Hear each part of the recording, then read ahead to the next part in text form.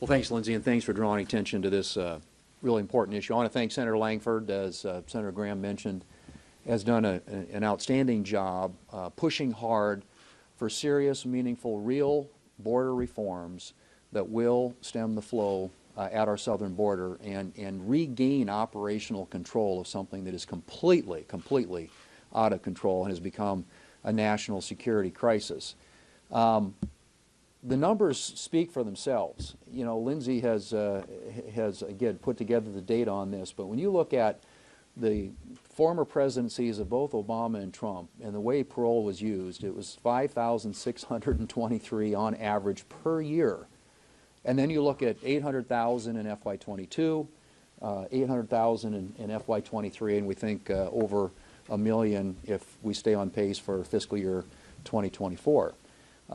And what's significant about that is that of the people who come in across the border illegally today, 95% are being released into the interior of the United States. And what's the mechanism for doing that? It's the abuse and misuse of this parole authority. This has to stop. Now, if you look just again at the numbers, in December we made this, you know, if you look at the average daily count throughout the month of December, it was 9,700 people every single day. And you look at last year on the terrorist watch list, 159 people were apprehended trying to come across the border illegally that are on the terrorist watch list. And that doesn't include the gotaways. But that 159 is six times the previous years combined. So this is out of control.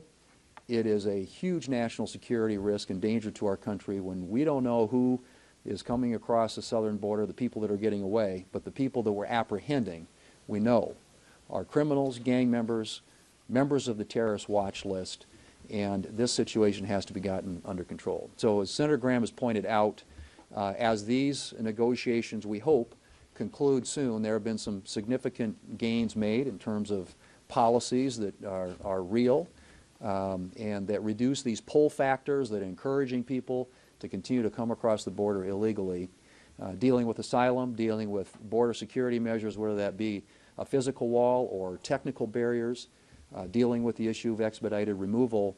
But you cannot fix the problem that we have, the crisis that we have at our southern border, unless you address this critical issue of the abuse by this administration of the parole authority. It has to stop, and it's got to stop now. Just one thing, guys. It's now been 100 days since the horrific terrorist attack by Hamas on Israel, and we still haven't been able to get a supplemental appropriations package moved here in the Senate. I think a lot of Republicans want to support Ukraine. A lot of Republicans want to make sure that we are voicing and backing up our strong support for our ally Israel. But we have insisted upon, and will continue to insist upon having a strong border security package attached so that we are defending America's southern border. And just to put it again into perspective, I know I've said this many times, but you look at the month of December, the average every single day was 9,700 people that were coming across the border illegally, and those were the people that were being apprehended and caught.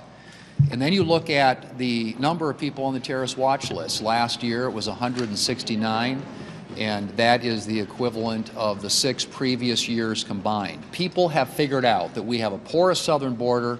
It is a national security threat, a national security crisis, which needs to be addressed and must be addressed as part of this supplemental appropriations bill. And we have, as the leader pointed out, had James Langford in the lead on this. He's done a great job. He's gotten significant reforms with respect to asylum, expedited removal, border security, physical barrier, technological barrier, a lot of good progress. But the one issue that is still outstanding is parole. And the administration has abused and misused its parole authority in a way that has led to 95% of the people who come across our southern border illegally are being released to and admitted into the country. And the authority they use for that is parole. That has to be stopped. It's an abuse of the authority. It's abuse of the law, for that matter. And so this is the issue right now that our members are really focused on, and Senator Langford is working hard to try and address that in the context of this border security package. But it is critical that we get this done in order to get the bill moving and the assistance flowing to our allies around the world who are facing national security threats as well. But we can't do that without taking care and addressing the national security risk and threat that we have right at our southern border. Well, there's a lot of new polling out there as recently as this week that shows that the number one issue now for the American people is our border. It surpassed even inflation as the issue people care most about. And people all across the country are saying that Congress, Democrats and Republicans, ought to work with the President to try and put in place new, strong, meaningful and serious and real border policy. And that's exactly what we intend to do. We've talked about this a lot in the past. There are a lot of national security threats our country faces around the world, but we have to deal with the national security threat that exists at our southern border. People have been flocking across there now, literally through the entire Biden administration. The Biden administration has turned a blind eye and a deaf ear to what's happening down there. People can see it with their own eyes. It is an incredible crisis with consequences that go way beyond just the immediate. These are national security implications associated with what's happening at our southern border and the fact that we are consistently dealing with threats coming across that border that put the American people at risk. So it's got to be fixed. And as I said, James Lankford's leading the effort among Senate Republicans on this. Right now, the Biden administration's principal policy when it comes to the border has been catch and release. We want to codify a policy that is detain and deport, a very distinct difference. And these are tools that would be available not just today, but for future administrations and future presidents. The next president on day one would have these tools available at their disposal to get operational control, maintain operational control of the southern border. But it's got to start somewhere, and it needs to start with strong, meaningful, real, serious, and enforceable policies at our southern border.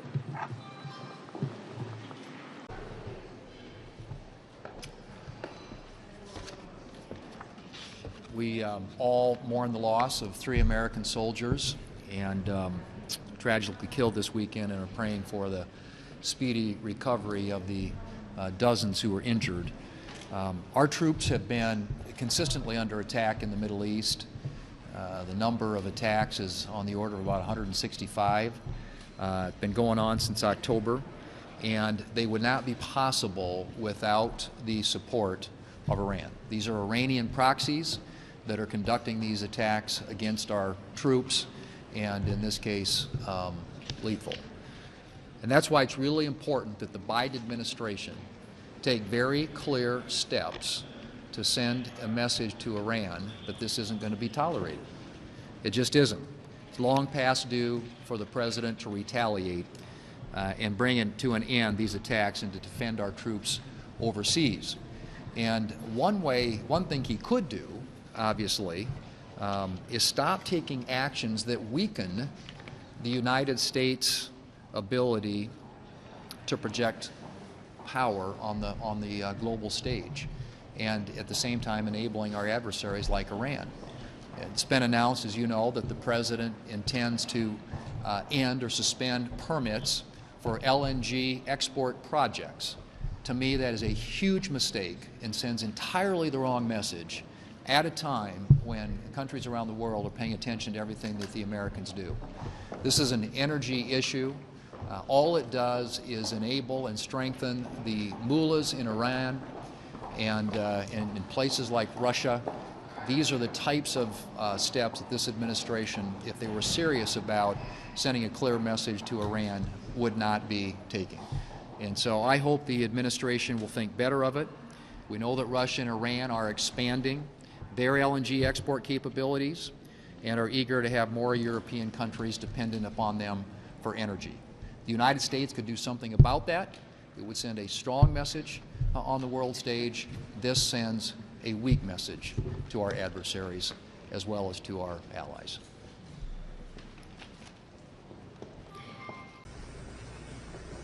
President Biden has finally determined that he ought to make a trip to the southern border after 3 years into his administration.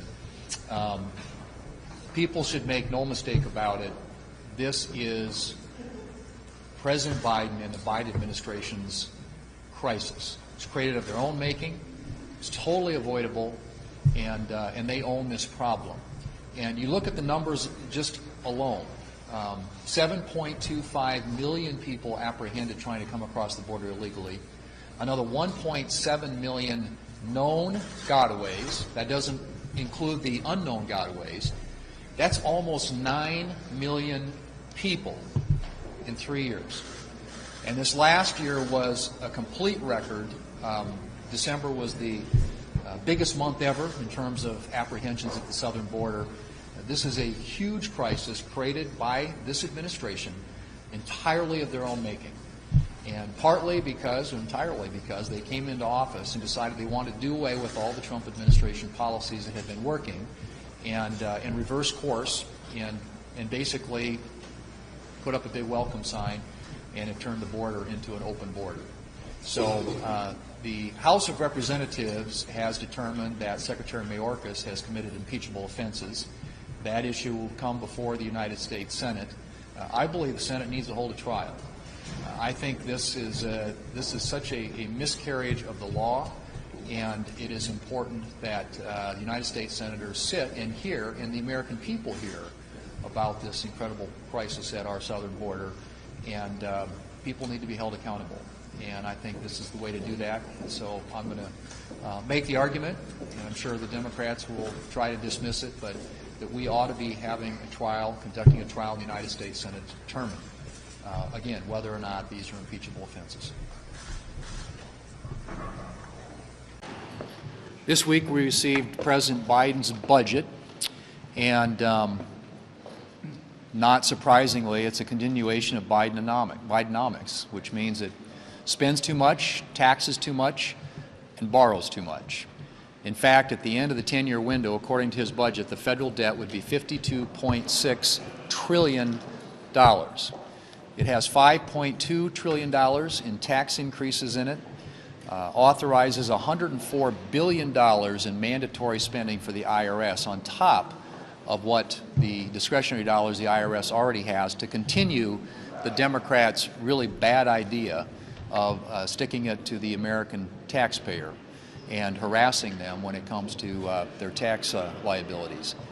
And then on top of all that increase in domestic spending and trillions in debt and trillions in taxes, the one thing he does for the fourth year in a row in his budget is his defense budget does not keep up with the rate of inflation.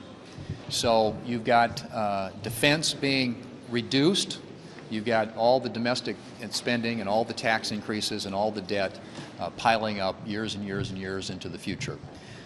This is not what the American people are looking for. This isn't sustainable, and that's why 7 in 10 Americans don't think the country is headed in the right direction. The President's budget doesn't do anything to dispel that belief. In fact, it doubles down on policies that make the lives of the American people much, much worse, and America's national security much less safe.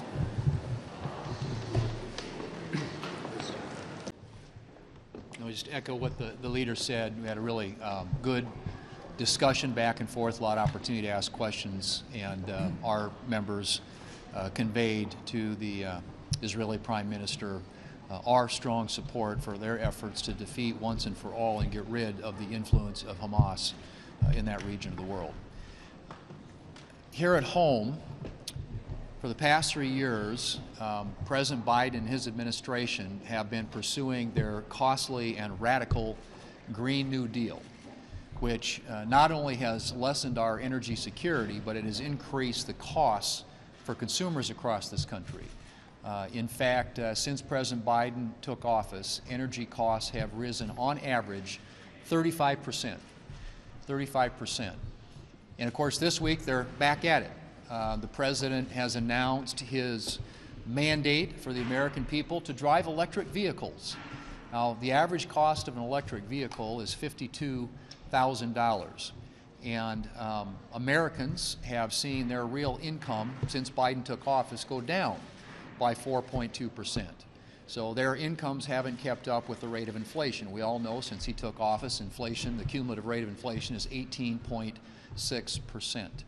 And so he's asking the American consumer to buy electric vehicles, $52,000 per electric vehicle, at a time when their real income has gone down since he's been in office, all in pursuit of a Green New Deal fantasy.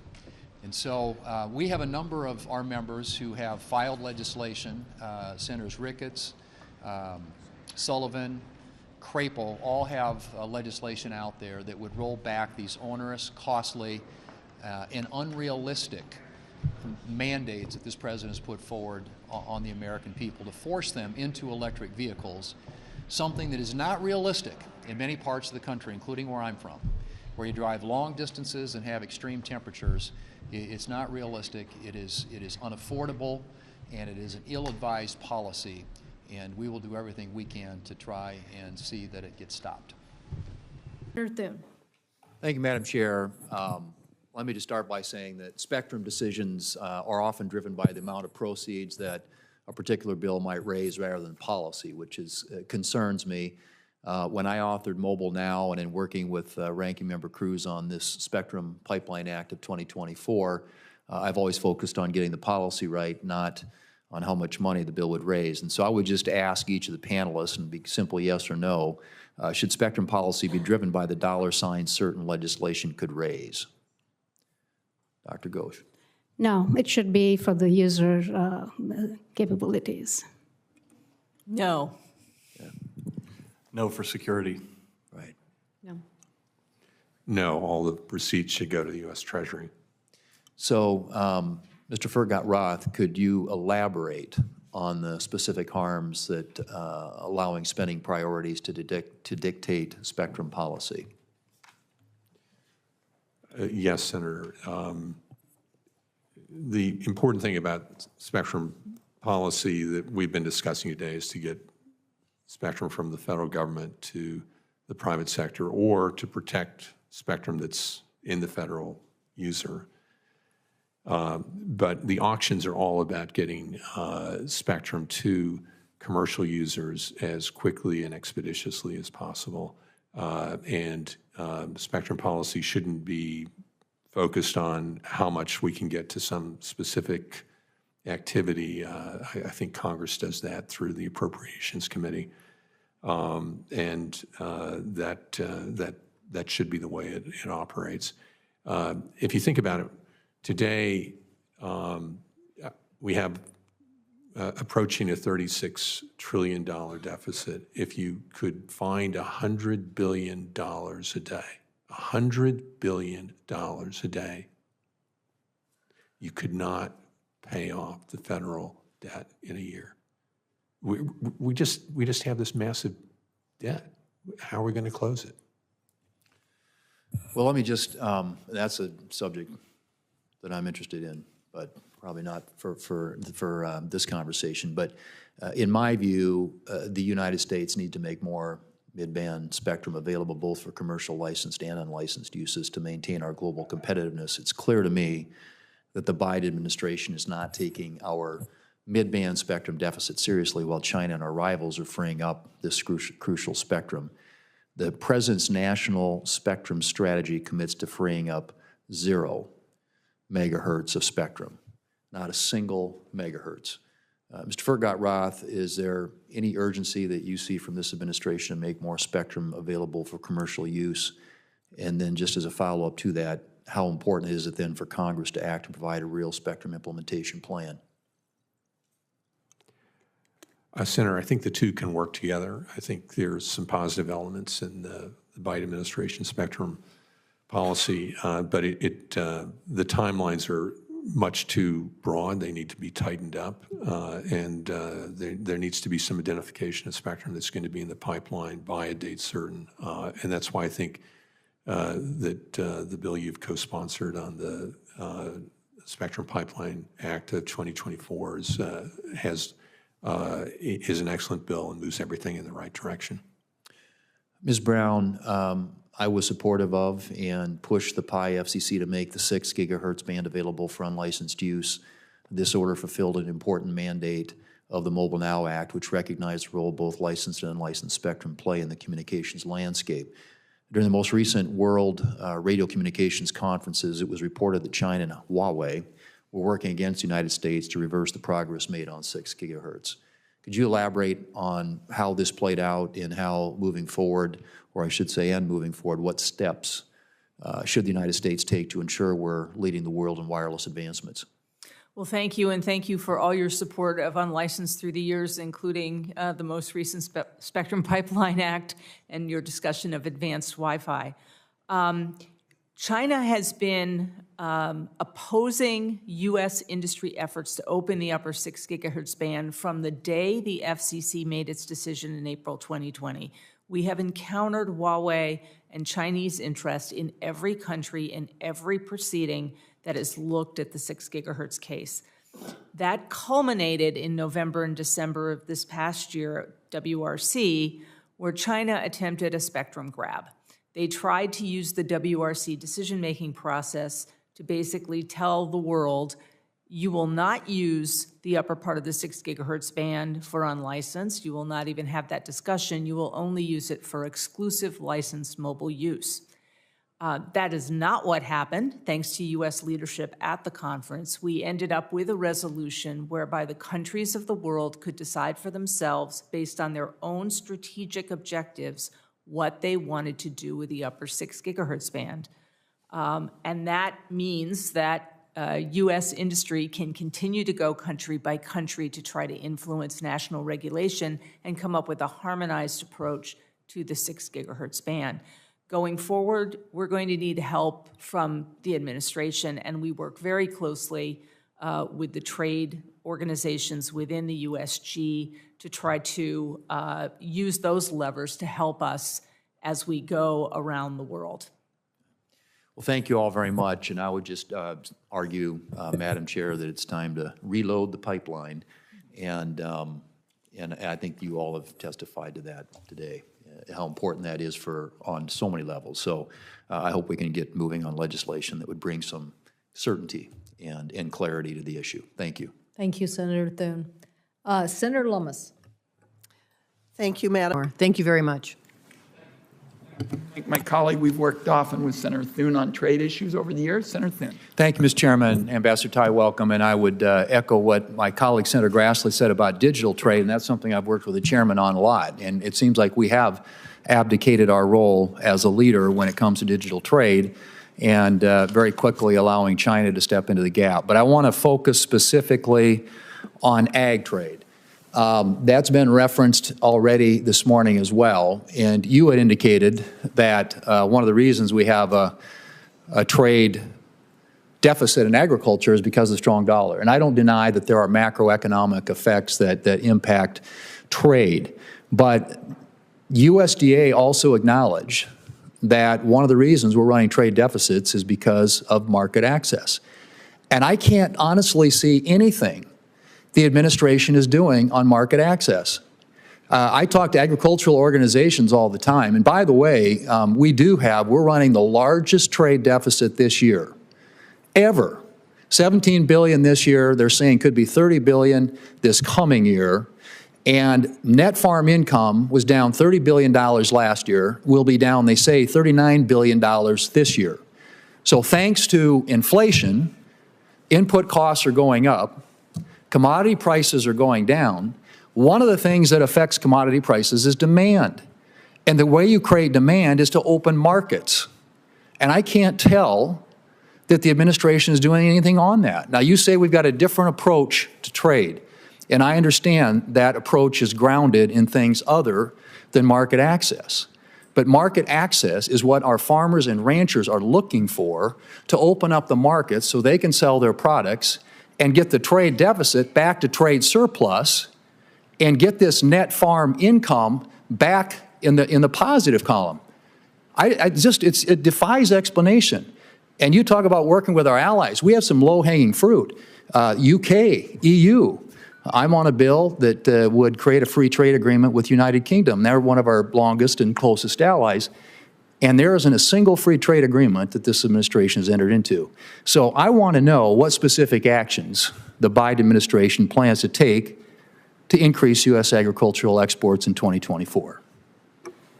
Senator Thune, there is so much that we have already done. As I noted earlier, $21 billion in market access over the last 3 years. That's, for example, the safeguard agreement that we renewed with Japan that has allowed for high-quality U.S. beef from your state to increase access to a growing Japanese market.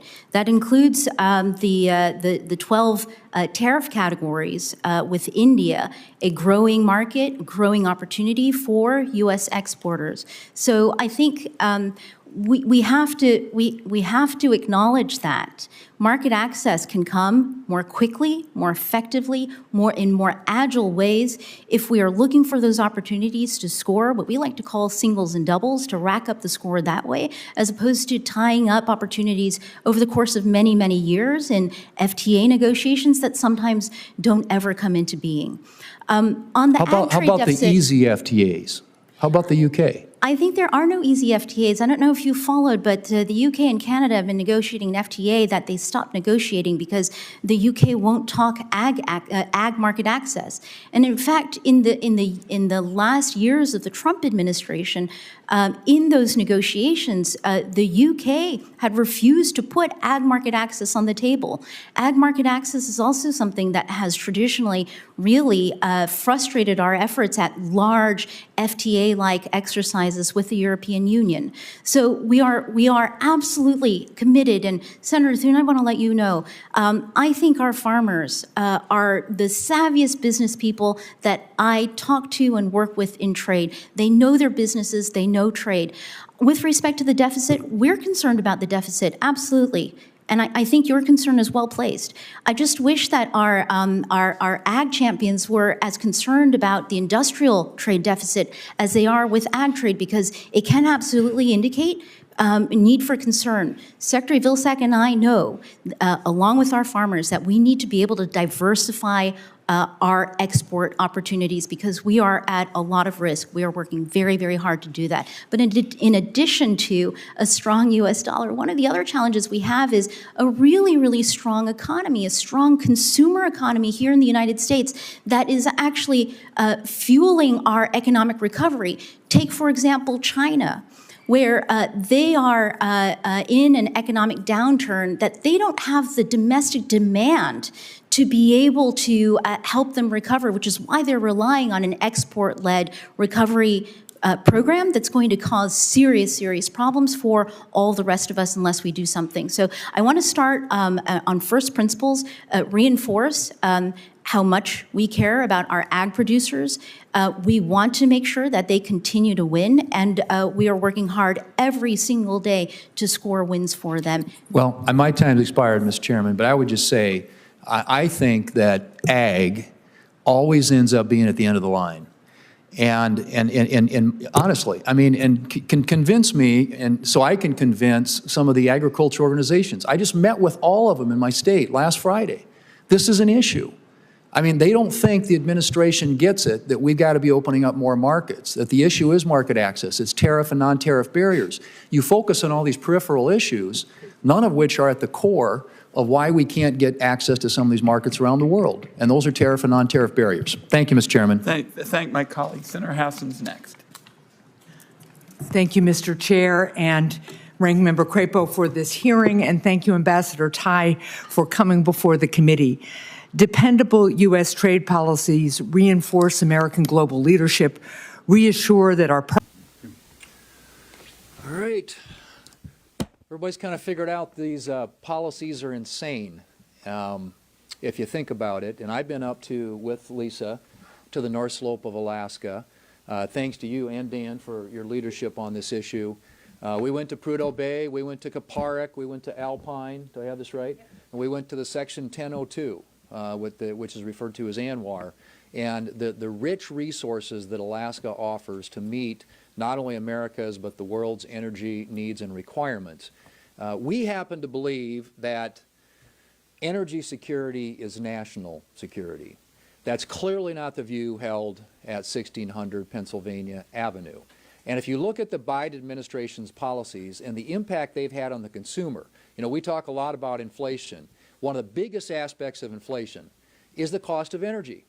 And energy costs have gone up 38.8% under the Biden administration since he took office. And the Strategic Petroleum Reserve has been depleted and decreased by 43%. Why? Because they don't want to develop all the energy that we have here that's available to us. And so when we get up and talk about these policies, we are trying to appeal to the administration on behalf of the people we represent, whose foundation and core really kind of revolves around common sense. And common sense would dictate that you wouldn't be taking 13 million acres out of supply when the world desperately needs it, and we've got 38.8% increase in energy costs here in the United States. This strengthens and empowers adversary countries like Russia, like Iran, like Venezuela, at the expense of the American consumer and the people in this country who are ultimately going to pay the cost for what are these misguided policies coming out of administration that seems more interested in worshiping at the altar of climate and being obsessed with having everybody drive an electric vehicle, no matter how unrealistic that is. They're going to put everybody in electric vehicles. That is the Biden administration's energy policy. It is not energy security. It is certainly not national security. No. Well, as the leader pointed out, Republican senators have, I think, had it up to here with these vile anti-Semitic protests that we're seeing on our college campuses around the country. In fact, one report said that there have been 1,400 such protests since the October 7th attack by Hamas on Israel. And that is a 700% increase over the previous year. So what should be happening on our college campuses is they shouldn't be shutting down classes like Columbia University did. They should be shutting down this kind of violence. And this administration needs to step up and do its job and enforce the law. Last week, a number of us signed a letter to the Department of Justice and the Department of Education that was led by Senator Cotton, and I applaud him for leading this effort, basically calling on the administration to take the steps that are necessary to enforce the law and to protect Jewish students on our campuses. There is no place for this kind of anti-Semitic behavior in this country. It needs to be dealt with once and for all. And so I'm hopeful that the administration will take heed. I'm hopeful that these leaders and the administration on these college campuses will do the right thing and make sure that they are protecting Jewish students and all students that attend those universities. And just with respect to what's happening here in the Senate, there is a Circuit Court nominee, Adil Manji, who is up, and Senator Graham, who is the Republican leader on the Senate Judiciary Committee, identified parts of his record that is now coming to light and his involvement in a lot of anti-Israel organizations in his past. And so I hope that is a nominee that this administration will pull down, because clearly that's not the kind of person that we want on the federal court. Senator Cruz, now recognize the ranking member of the subcommittee, Mr. Thune, for his opening statement.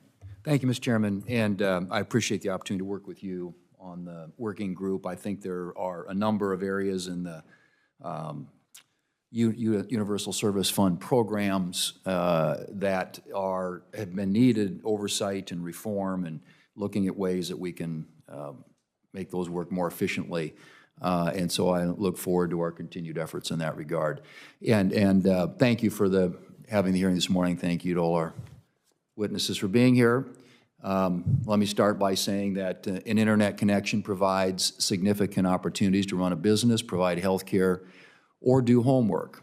And as a member who represents a rural state, I remain committed to the bipartisan principle of universal service and ensuring that Americans in all parts of the country have access to communication services comparable in quality and price to those in urban areas.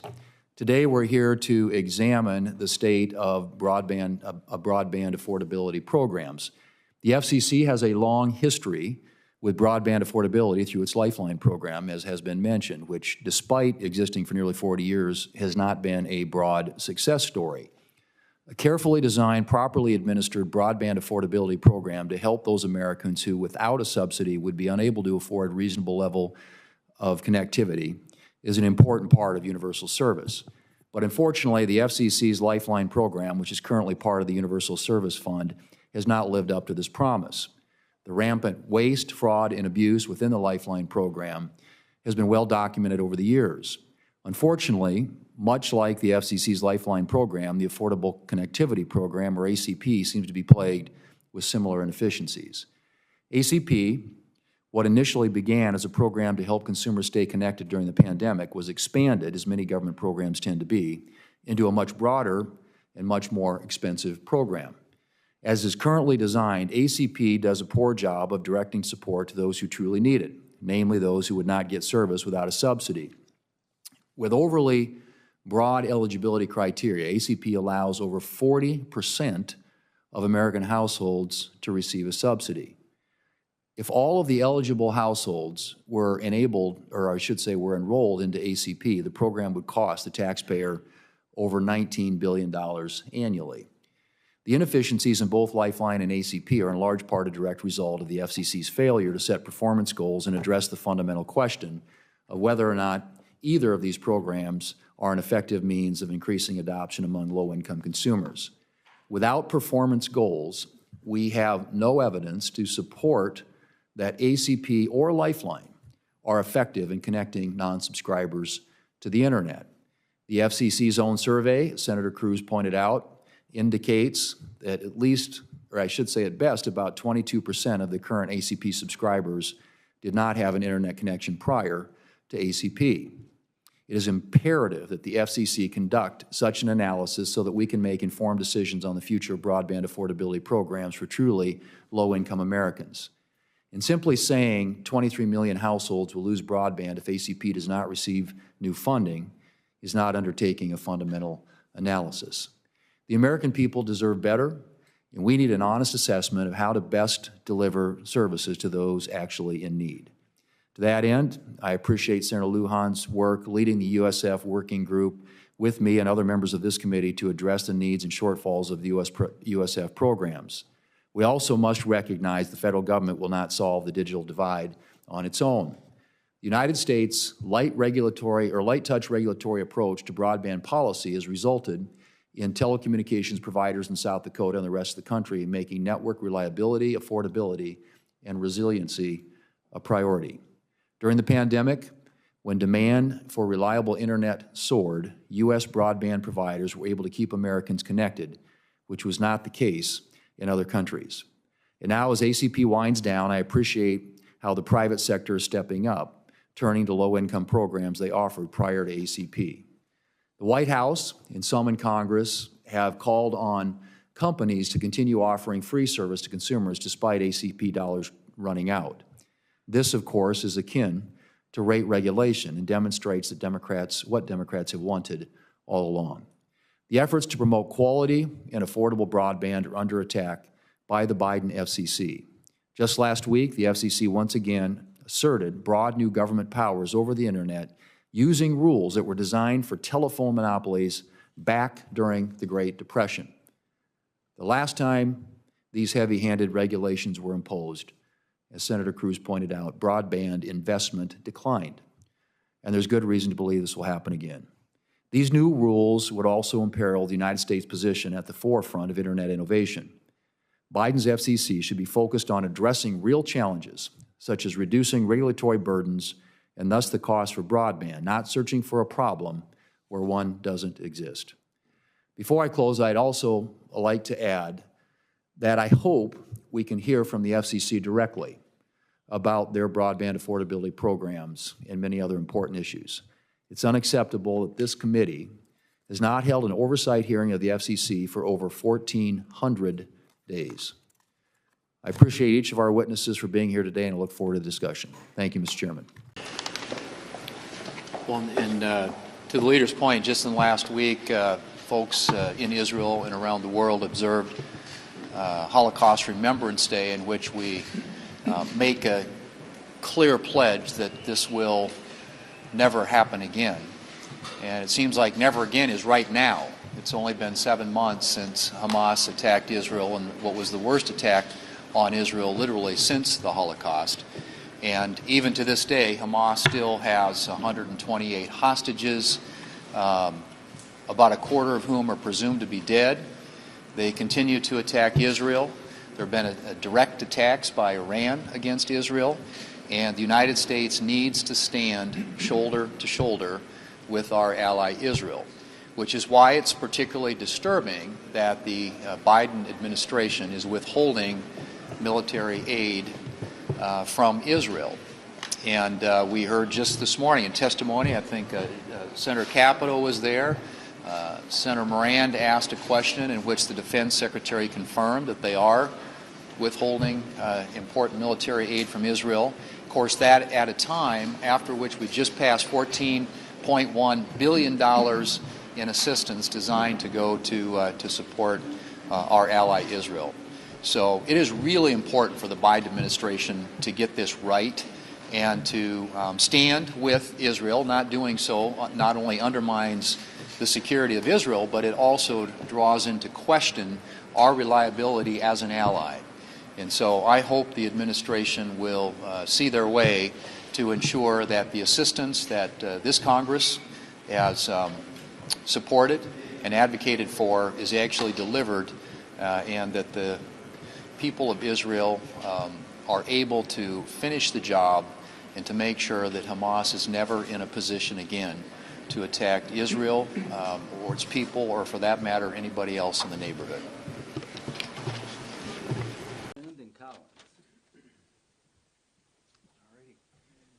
Well, thank you, Lindsay, for your leadership on this and all issues that pertain not only to America's national security interest, but to that of our allies.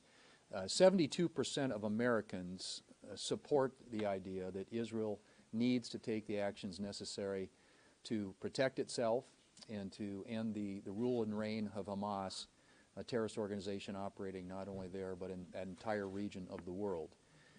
That is a much larger percentage of the American people, obviously, than support what Joe Biden is doing.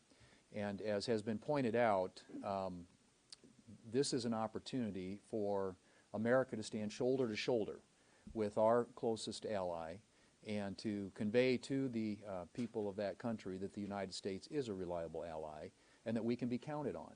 The problem with what's happening with the Biden administration today is not only does it force people to question our reliability as an ally, it puts Israel's national security interests at risk.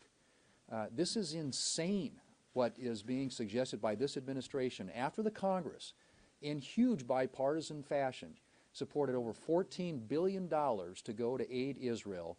This administration would decide unilaterally, without any input from Congress or anybody else, that because they don't like the way that Israel is defending itself against this threat, that somehow they're going to start cutting off the very assistance that the United States Congress said that we want sent to Israel, to our ally, to make sure that they're able to defend themselves and to root out this terrorist organization operating on their border. The American people support Israel overwhelmingly, as has already been pointed out. And they also believe that Israel needs to do what is necessary. And if that includes going into Rafah to root out the Hamas threat, then that is necessary for their very survival. This is an existential threat for the people of Israel. The United States need to have their back. We have their back. The American people have their back. The Republicans here in the United States Senate have their back. And we will do everything we possibly can to make sure that Joe Biden, notwithstanding his statements of the last few days here, does what the American people and the United States Congress have said we need to be doing to support our strongest ally in the world. Well, poll after poll shows that the American people think the economy is the most important issue to them. And more importantly, that Bidenomics has made their financial situation worse.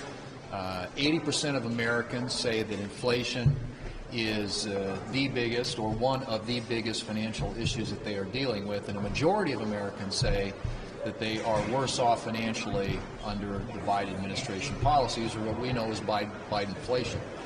And so if you think about this next election, what people are going to be talking about, what they care about, I think that's going to be front and center for most Americans. In fact, it's $1,000 more per month just to maintain the same cost of living that people had when President Biden took office. And so, of course, Republicans believe that the best way to get growth in the economy, keep inflation under control, are through good pro-growth economic policies, less spending, less regulations, and that's the very opposite of what the Biden administration has put forward. And so we're going to continue to highlight the differences between this administration's policies, and clearly the American people are feeling it in their pocketbooks on a daily basis.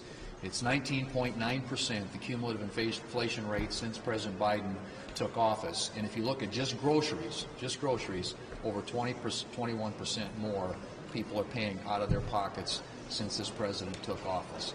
This is a major issue for the American people, and one for which the Biden administration is going to have an answer, and clearly they don't.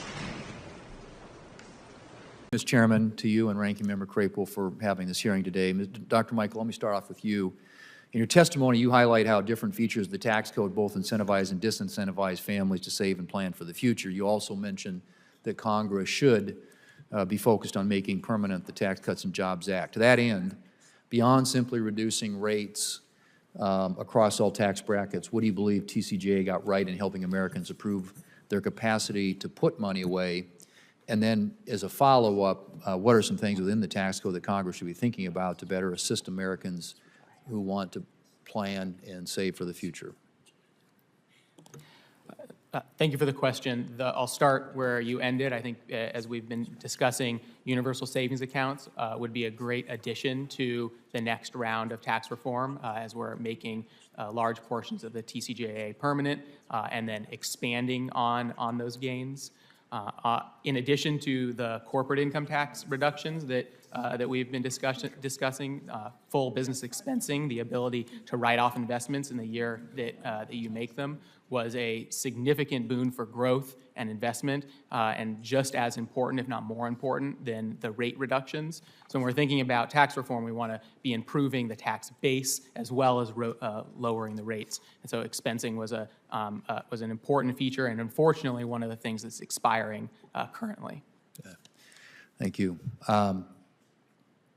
DeRugi, in your testimony, you cite research that concludes our national debt and high deficit is adversely affecting families and their ability to save. I'm interested in if you could explain this correlation for the committee and how a lower debt to GDP ratio would encourage more families to plan and to save for the future.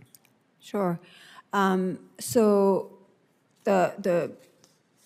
when the government, if the government puts money in an account and has to borrow for it, it needs to take that money. It can crowd out private savings in the process. But one of the big distortion that it creates is that today's debt means future taxes. So effectively, what you're doing is since the U.S. I assume, intends to repay its debt, it's going to have, and we have primary deficits as far as the eye can see, it's going to have to raise taxes or cut spending significantly, or do a mix of both. And as a result, basically what you're doing is you're giving with one hand, and in the future you're raising the taxes of future generation. The anticipation of this increase in taxes could actually create disincentive to save for people because they're expecting they're going to have less disposable income going forward. There's another way actually that the debt can create disincentive to save. There's an enormous literature that shows that debt government debt is actually, it slows growth. And slowing growth means less money for people, which then turns into less saving. I mean, it has, other than the economic issues, it has actually creates a lot of dysfunction. It creates tribalism, less tolerance. I mean, we want growth. So everything that that Congress can do to actually promote growth is important for savings, but it's important beyond savings. And finally, I will say that if Congress were tempted to actually grow the economy by spending more money, again, the review of the literature would say that it's not a good idea because the multiplier, which is basically the impact on economic growth for the money that we spend, is very often below 1. So it means that you will spend $1, which you take in the private sector, and you will get much less than 1 in return. That creates no economic growth, and it certainly creates then further down the road disincentive to save, and it really doesn't promote wealth. So I'm a big believer in pro-growth policies to get greater growth in the economy, and the rule of thumb that I've always seen or heard is that for every 1 percentage point increase in GDP, it generates about $3 trillion in additional tax revenue over a 10-year period too. So it helps with the deficit issue. If you've got pro-growth policy, you're getting growth in the economy. But I'm just curious, the data supports the idea that borrowing, that debt, reduces the rate of growth. Yes, I mean, there are two different ways of looking at it. It's like the mechanism by which debt, basically spending and paying for this spending with debt, creates less growth. It's through the crowding out and the expectation of future taxes and all of this. But there's also the more macro literature that shows, actually there's over 40 studies that have been done since the Great Recession that actually show that high government debt slows down the economy. I mean, it's a pretty common now and non-controversial findings in the literature. Okay. All right, great. Thank you. Thank you, Mr. Chairman. Thank my colleague. We're waiting for other members to come, and I'm going to just ask a couple. Next to the economy, which the administration has completely mishandled, the next and most important issue in the minds of most people in this country is the border, as Senator McConnell pointed out. And in fact, you look at the polls, 80% of Americans believe the border is an issue. And more than 50% of Americans believe it is a major issue. Senate Republicans happen to agree on that, which is why we've been urging the Biden administration to take the actions that are necessary to get operational control of the border, and they can consistently fail in that regard. This is an example of just the gotaway. So you hear us talk about numbers like those apprehended. That number is 7.5 million or so. There have been, since President Biden took office, about 1.8 million gotaways. And this is just, look at this. I mean, this is when he takes office. You get 2021, 2, 3, and you know, we've got a long ways to go this year yet. But this is the way that the gotaways have increased. Now, these are known gotaways, meaning that they were observed, they couldn't catch them. There are also unknown gotaways. The number could be significantly higher. And what's really concerning about all this, of course, is that since President Biden's taken office, 362 people who have been apprehended, those who have been caught, are on the terrorist watch list. That doesn't include the number on this list or the unknown gotaways. So Republicans have tried consistently, repeatedly, to get the Democrats to focus on it. We twice had votes on H.R. 2, which is a bill that passed the House of Representatives. The Democrats defeated it, voted against it. They have blocked legislation like Senator Blackburn's bill that basically would have said that law enforcement officials, state and local law enforcement officials, can detain criminals, illegal criminals, until they can be deported.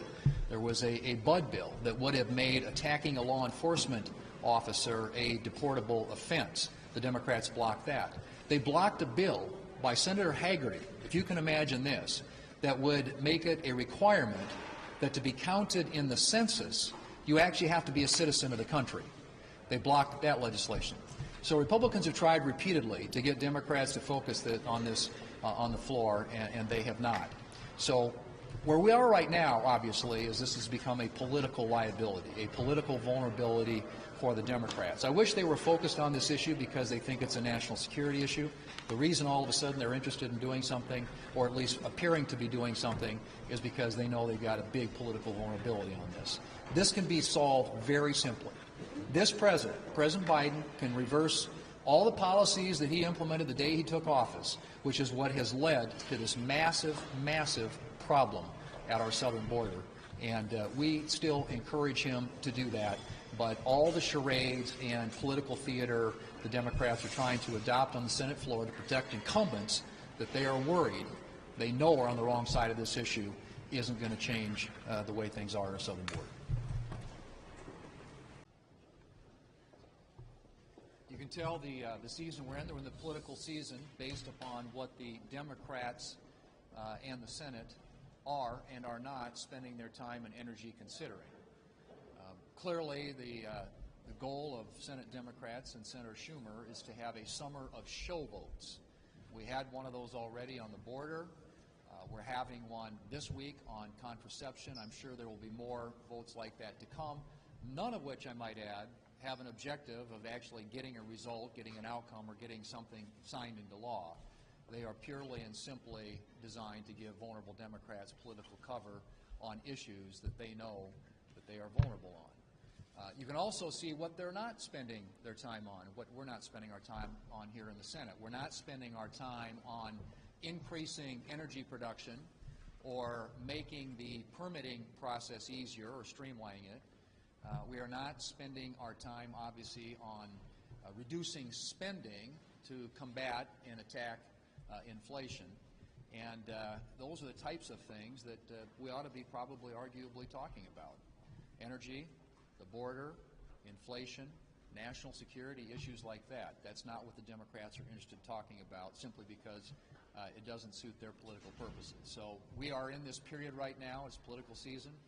We know that, nothing more, nothing less. And I expect we're going to have a lot more show votes this summer. We believe that the Democrats ought to be talking about the issues that are important to the American people. And those are the cost of living. The Democrats are the party of higher prices. Joe Biden is the president of higher prices. We ought to be talking about energy. We ought to be talking about what we're going to do to secure the border and what we're going to do to keep this country safe. Those are the things the American people care about. They are not on the Democrats' agenda.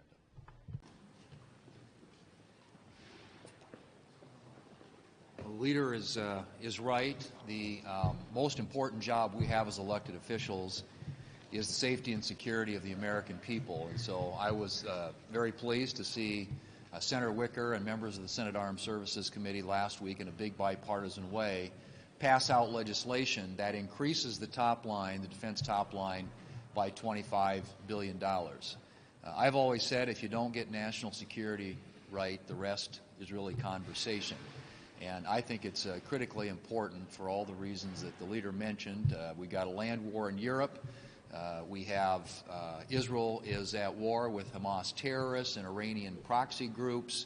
China is increasingly aggressive. These all represent threats to the United States of America and to our people.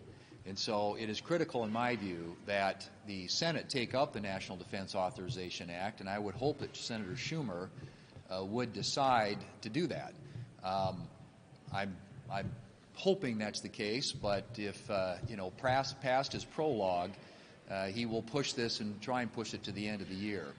I don't think that accords it the priority that it deserves. I think that this legislation needs to be on the floor of the United States Senate with a robust amendment process, so individual senators have an opportunity to come and have their voices heard in this very important legislation.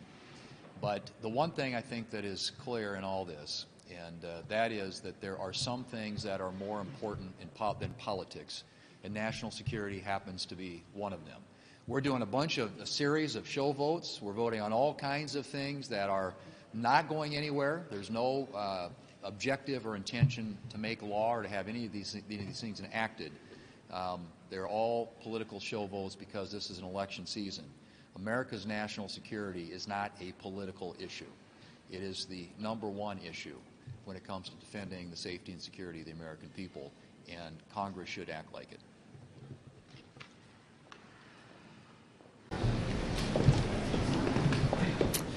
think the leader covered it well, but this is the 75th anniversary of NATO, and it is very fitting that the NATO summit be here in Washington, D.C.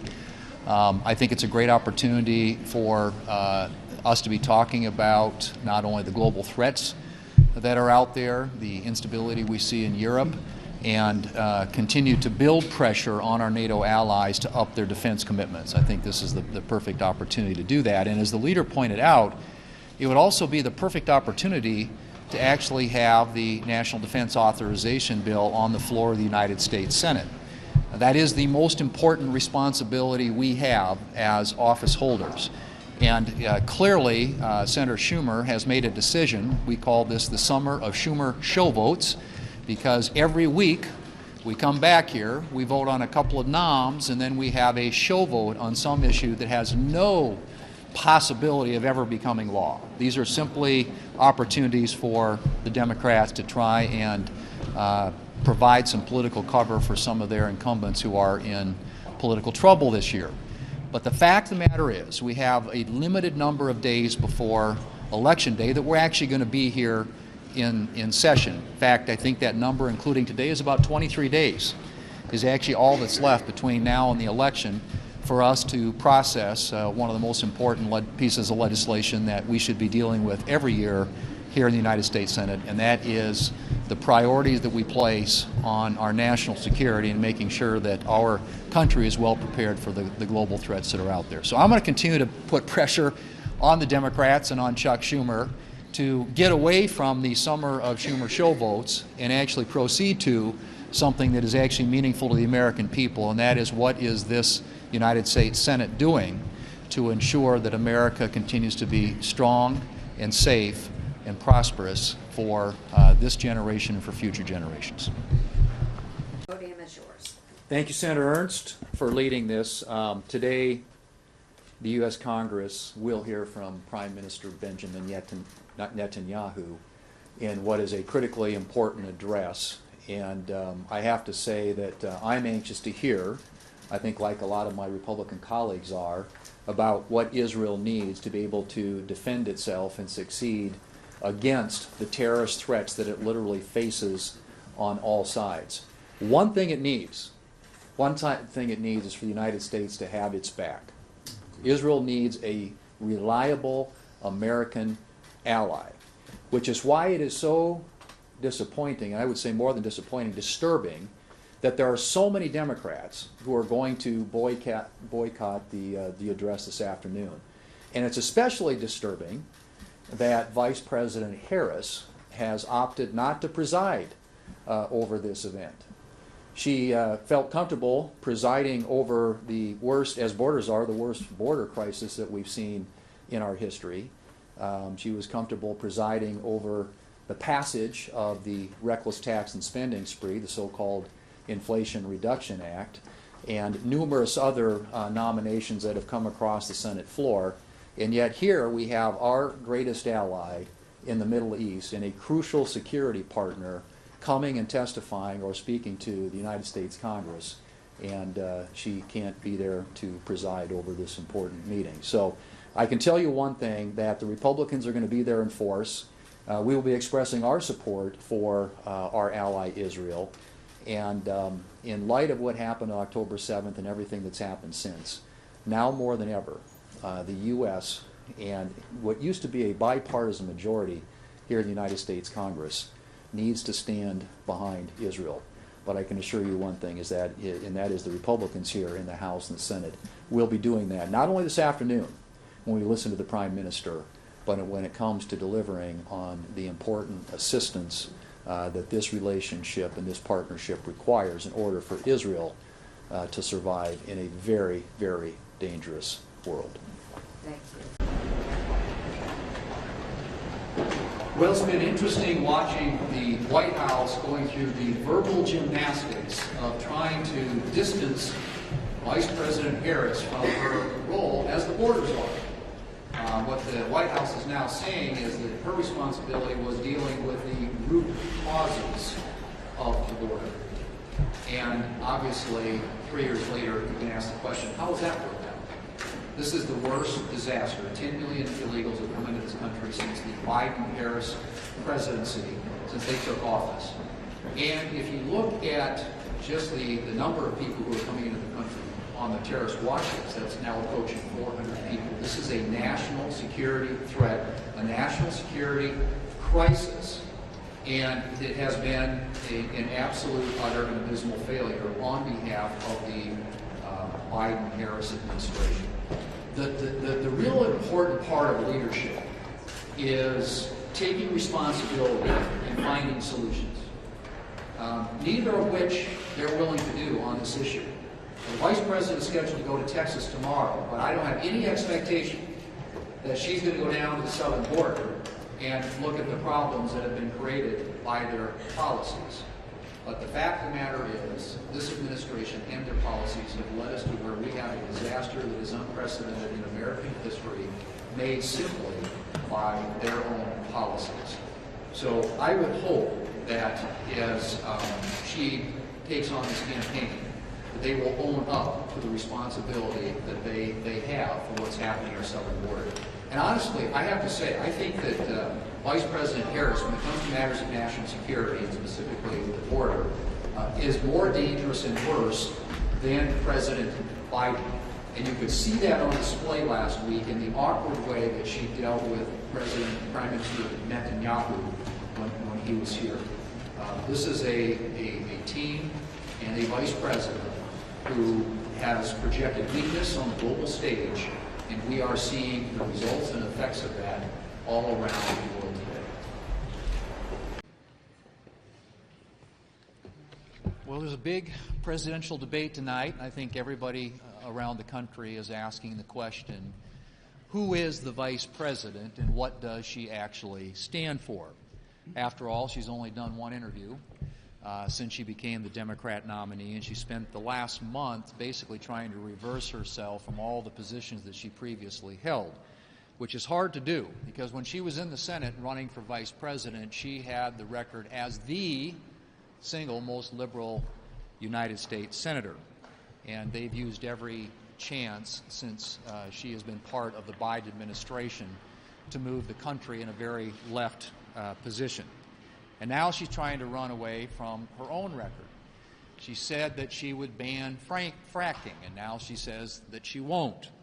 She said that the border wall was a waste of time and un-American, and now she has moved away from that position. She has flip-flopped on confiscating guns, the electric vehicle mandate, expanding the Supreme Court, and heck, she's even flip-flopped on plastic straws. So I think what she's realized that all these positions that she staked out are way far left of where the American people are, and that her positions are incredibly unpopular. So anyone trying to understand what a Harris presidency would mean should look no further than the last 4 years and her record as vice president. Inflation is up 20.2%. There have been 10 million people who have come across the border illegally, and if given another 4 years in office, I believe a Harris presidency of high prices and open borders would be very much the same as what she has delivered for the past 4 years. Thank you, Mr. Chairman, and thanks to all of you for sharing your insights today. Since 2017, when that bill was signed into law, there's been a big debate about the impacts of the Tax Cuts and Jobs Act, and the idea, my colleagues on the other side have argued that it was only meant to benefit the wealthy and corporations, which I think is a kind of one of the age-old Democrat talking points, and I don't think it could be more inaccurate.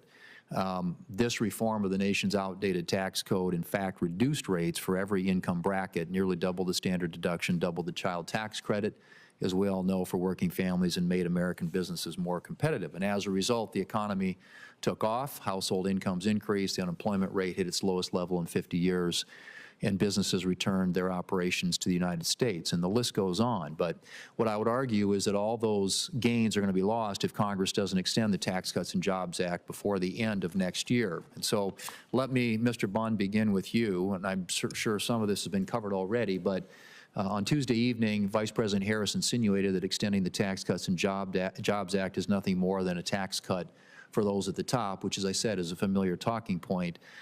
However, as every member of this committee knows, if the Tax Cuts and Jobs Act were to expire at the end of 2025, it would result in a $4 trillion tax hike on Americans in every income bracket, middle-class families and Main Street businesses. Could you outline for this committee what an expiration of TCJA would mean for families across this country and for our nation's economy? And like I said, I know you've probably touched on this already. You did some in your opening remarks, but could you elaborate perhaps and just speak to that issue?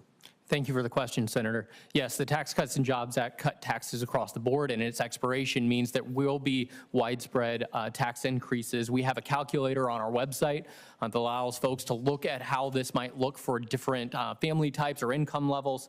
I ran some numbers in preparation for this hearing. A single parent earning $52,000 with 2 kids will see a nearly $1,500 tax increase. A married couple earning $85,000 with 2 kids will see roughly $1,600 tax increase. And these are real impacts that will be felt. You know, that's on the scale of, you know, an extra rent payment or extra mortgage payment, depending on where you live and housing costs in your area of the country. But it's significant. So could you, one of the other, arguments obviously been made is how the Tax Cuts and Jobs Act distributed among income groups. And if you look at just revenue as a percentage of GDP over the past 50 years, it's averaged 17.3%. If you look at where it is today or what is projected to be in 2024, revenue as a percentage of GDP is projected to be 17.2%. So roughly in the range. And if you, in fact, if you go back to a more narrow time frame between 96 and 2015, it was 17.2%.